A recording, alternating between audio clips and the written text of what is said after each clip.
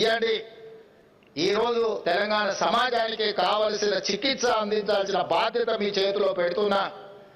మీరు తక్షణమే teaching non teaching vacancies ఎన్ని ఉన్నాయో వాటన్నిటి నియామకాలను పారదర్శకంగా నియామకాలు చేపట్టడానికి అవసరమైన చర్యలు చేపట్టండి అని వైస్ ఛాన్సలర్ అందరినీ నేను పిలిచి వాళ్ళందరితో మాట్లాడడం జరిగింది. నియామకాలే కాదు, సిలబస్ కూడా మనం చదువుకునే చదువుకు సమాజంలో ఉన్న అవకాశాలకు పొందన లేకుండా పోతే కేవలం మనం పట్టాలు తీసుకొని బయటికి వస్తే మళ్ళీ నిరుద్యోగులుగా తెలంగాణ సమాజంలో మళ్ళీ కనిపించాల్సి వస్తుంది. అందుకే ఈరోజు ఒక పక్కన సామాజిక బాధ్యతను గుర్తు చేస్తూనే సమాజంలో ఉద్యోగ ఉపాధి అవకాశాలు సాంకేతిక నైపుణ్యంతో కూడుకున్న శిక్షణ ఉండాలి. దానికి సంబంధించిన ప్రణాళికలు మీరు సిద్ధం చేయండి. రాబోయే 2 సంవత్సరాలు ఏం చేస్తారు, 4 సంవత్సరాలు ఏం చేస్తారు, 6 సంవత్సరాలు ఏం చేస్తారు, 8 సంవత్సరాలు ఏం చేస్తారు, 10 సంవత్సరాలు ఏం చేస్తారు, ఒక 10 సంవత్సరాలకు అవసరమైన ప్రణాళికలు మీరు సిద్ధంగా చేయండి. ఖచ్చితంగా 10 సంవత్సరాల ఆ బాధ్యత నేను తీసుకుంటా, మీరు ఇచ్చే ప్రణాళికలను అమలు చేసే బాధ్యత నేను తీసుకుంటా అని చెప్పి వారికి నేను చెప్పడం జరిగింది. కొంతమందికి ఆశ్చర్యం అనిపించవచ్చు, 10 సంవత్సరాలు రేవంత్ రెడ్డి గారికి అవకాశం ఉంటుందని నేను బలంగా నమ్ముతున్నా. 94 నుంచి 2004 వరకు ఒక పార్టీకి 2 సార్లు అవకాశం వచ్చింది. 2004 నుంచి 2014 వరకు ఇంకొక పార్టీకి 2 సార్లు అవకాశం వచ్చింది. 2014 నుంచి 2024 వరకు ఇంకొక పార్టీకి అవకాశం వచ్చింది. 2024 నుంచి 2034 వరకు తెలంగాణ సమాజం తప్పకుండా అవకాశం ఇస్తుంది. ఈ 10 సంవత్సరాలు తెలంగాణ సమాజంలో అద్భుతాలు సృష్టించే అవకాశం వయసు ఓపిక నాకు మిత్రుడు గంట చక్రపాణి గారికి ఉన్నది. ఈ తెలంగాణ సమాజానికి ఏం కావాలనో అది అందించే బాధ్యత మాది. ఎక్కడ కూడా ఇందులో కార్పొరేటు విద్యాలయాల నుంచి ఒత్తిడి వచ్చినా, యూనివర్సిటీలను ప్రైవేటీకరణ చేయాలన్న ఆలోచన ఎవరన్నా చేసినా అలాంటి పనులు జరగవు. అందుకే ఈ అంబేద్కర్ ఓపెన్ యూనివర్సిటీ సిబ్బందికి నా సూచన ఒక్కటే, ఇది ఉద్యోగం కాదు, ఇది ఒక భావోద్వేగం.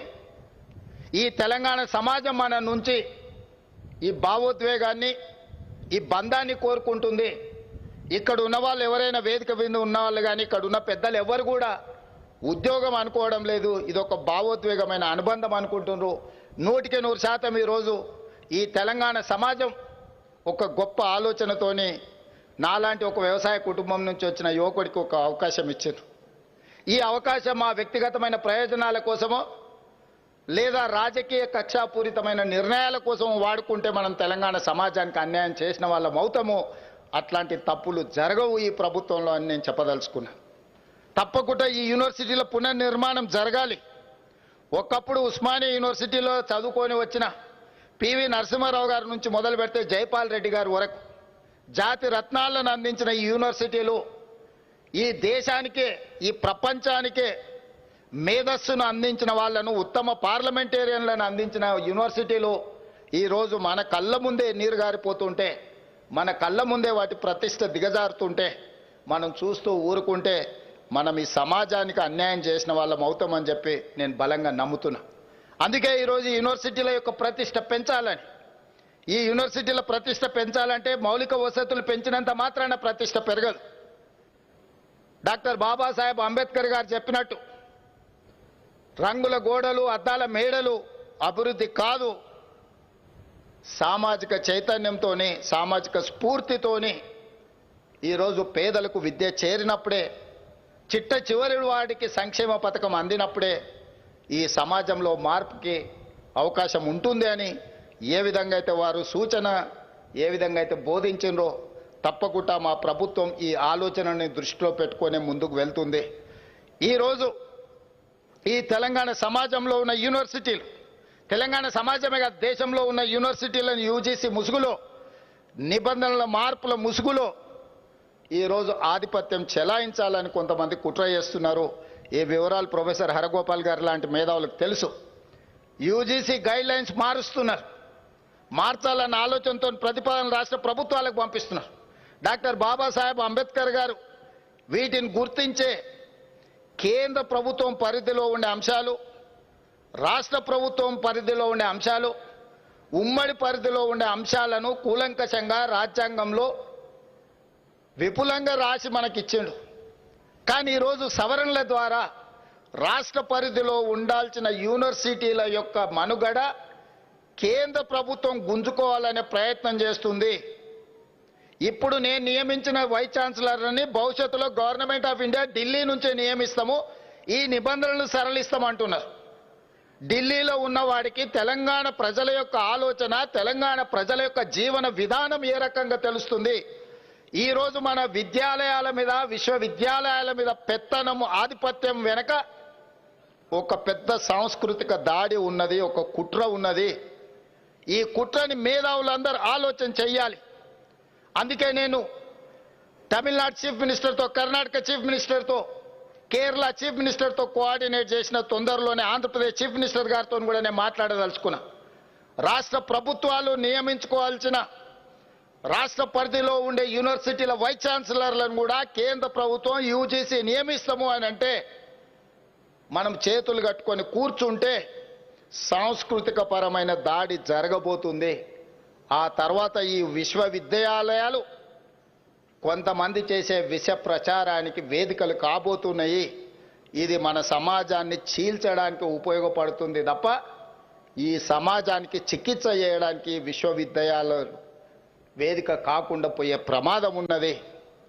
అందుకే ఈ వేదిక మీద నుంచి ప్రధానమంత్రి నరేంద్ర మోడీ గారికి విజ్ఞప్తి చేస్తున్నా. ఈరోజు 76వ గణతంత్ర దినోత్సవ ఉత్సవాల సందర్భంగా ప్రధానమంత్రి గారికి నేను విజ్ఞప్తి చేస్తున్నా. మీరు చేసే దాడి, మీరు మార్చాలనుకుంటున్న యూజీసీ నిబంధనలు, ఇది రాజ్యాంగం మీద దాడిగానే మేము భావించాల్సి వస్తుంది. మా మీద మీరు దండయాత్ర చేయాలన్న ఆలోచన చేస్తున్నారు. మా ప్రజల మీద, మా ప్రాంతాల మీద, మా రాష్ట్రాల మీద మీకు అధికారం ఉంది కదా అని దండయాత్రలు చేస్తే అది మంచి ఫలితాలను ఇవ్వదు.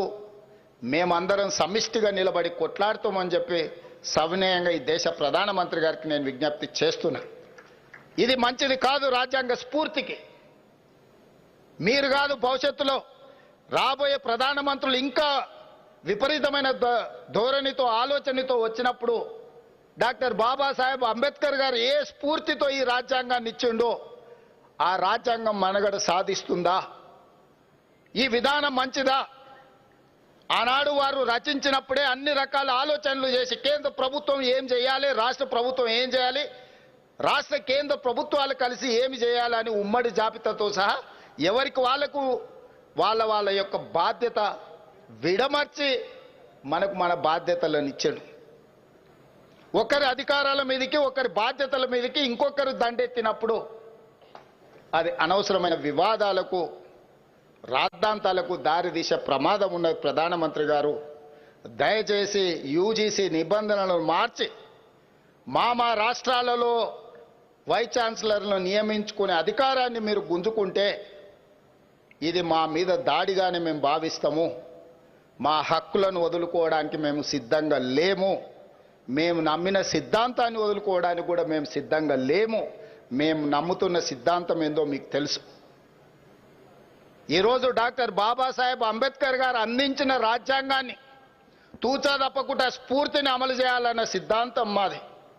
దాన్ని సమూలంగా మార్చాలి. ఉన్న రిజర్వేషన్ల విధానాలను రద్దు చేయాలన్న ఆలోచన మీకు ఏమైనా ఉంటే తక్షణమే యూజీసీ నిబంధనలు ఉపసంహరించుకోండి. ఇవి చర్చకు పెట్టినా కూడా మంచిది కాదు. ఇక్కడ చాలామంది అంబేద్కర్ ఓపెన్ యూనివర్సిటీ సిబ్బంది ఉన్నారు. యూజీసీ ఈరోజు కొత్త గైడ్లైన్స్ను రాష్ట్రాలకు పంపించింది. ఆ గైడ్లైన్స్ ప్రకారం వైస్ ఛాన్సలర్ల నియామకం భవిష్యత్తులో మన చేతిలో ఉండదు. ఆ గైడ్లైన్స్కి నా ఆమోదం జరిగితే ఇదే చిట్ట చివరి రాష్ట్ర ప్రభుత్వం నియమించుకున్న వైస్ ఛాన్సలర్గా గంటా చక్రపాణి గారు, బాలకృష్ణారెడ్డి గారు, లేకపోతే ఇక్కడ ప్రొఫెసర్ పురుషోత్తం గారు, వీళ్ళందరూ చివరిగా రాష్ట్ర ప్రభుత్వాలు నియమించుకున్న విద్యావేత్తలు అవుతారు. ఇది ఖచ్చితంగా విద్య మీదనే కాదు, మన మీద ఆధిపత్యాన్ని చెలాయించడానికి కుట్ర జరుగుతుందని మీరందరూ అర్థం చేసుకోండి.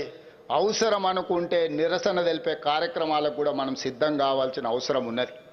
మన యూనివర్సిటీలు ఈ తెలంగాణ ప్రజల యొక్క ఆలోచన విధానానికి, తెలంగాణ సమాజానికి పట్టిన లేదా తెలంగాణ సమాజం ఎదుర్కొంటున్న సమస్యల మీద విద్యార్థులు చదువుకుంటూనే చైతన్యంతో పోరాటం చేసిండ్రు.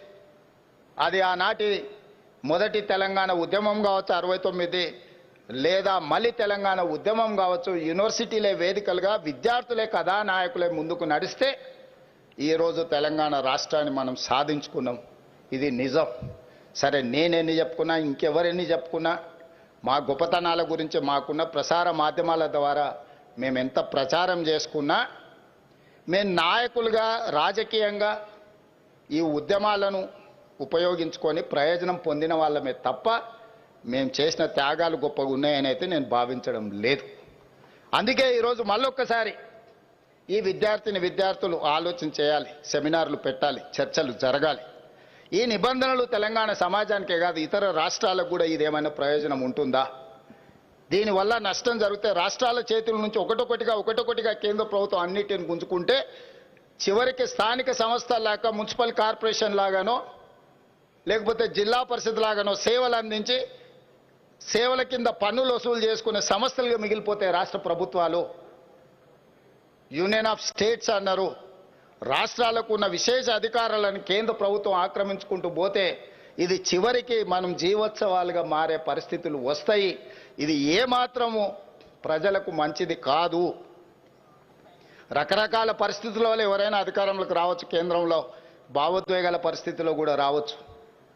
కానీ మెజారిటీ ఉంది కదా అని పూర్తిగా మూలాలను దెబ్బతీసే ఆలోచన చేసినప్పుడు ప్రజలు చైతన్యంతో మేధావులు ముందుకు రావాలి. మేధావులు అందరు చర్చ చేయాలి. ఈరోజు కేంద్ర ప్రభుత్వం చేస్తున్న మార్పులను నిశితంగా గమనించాల్సిన అవసరం ఉన్నది. వాళ్ళ ఆలోచన ఏమున్నదో, మార్పుల వెనకాల ఉన్న విధానం ఏముందో కూడా ఈరోజు చర్చ జరగాల్సిన అవసరం ఉన్నది. అందుకే మిత్రులారా, ఈరోజు సమయము, సందర్భము, వేదిక సముచితమైందనే కొంచెం ఒక లైన్ పక్కకు దాటినా ఈ అంశాలను ఇక్కడ ప్రస్తావించడమే సముచితమని నేను ప్రస్తావిస్తున్నా. వాస్తవంగా నేను ఏ వేదికల మీద అక్కడ వేదికను బట్టి అంశాలను ప్రస్తావిస్తా. నేను రాజకీయ వేదికల మీదనే రాజకీయాల గురించి మాట్లాడతాను. నేను మిగతా వేదికల మీదకి పోయినప్పుడు అభివృద్ధి కార్యక్రమాలకు వెళ్తే అభివృద్ధి గురించి, సంక్షేమం గురించే మాట్లాడతాను. ఏ వేదిక మీదకి వెళ్తే ఆ వేదిక మీద అక్కడ ఏం అంశాల మీద మనం ఏర్పాటు చేసుకున్న దానికే పరిమితమై మాట్లాడతా. ఈరోజు ఇక్కడ ప్రారంభోత్సవ కార్యక్రమాలు, అంబేద్కర్ గారి విగ్రహావిష్కరణ కార్యక్రమం అంటే రాజ్యాంగం యొక్క స్ఫూర్తి. ఆ రాజ్యాంగం యొక్క స్ఫూర్తికి విఘాతం కలుగుతుంది, భంగం కలుగుతుంది అన్నప్పుడు ప్రస్తావించాల్సిన అవసరం ఉంది. ఇంతమందిని చదువుకున్న వాళ్ళను, మేధావులను, ఆలోచన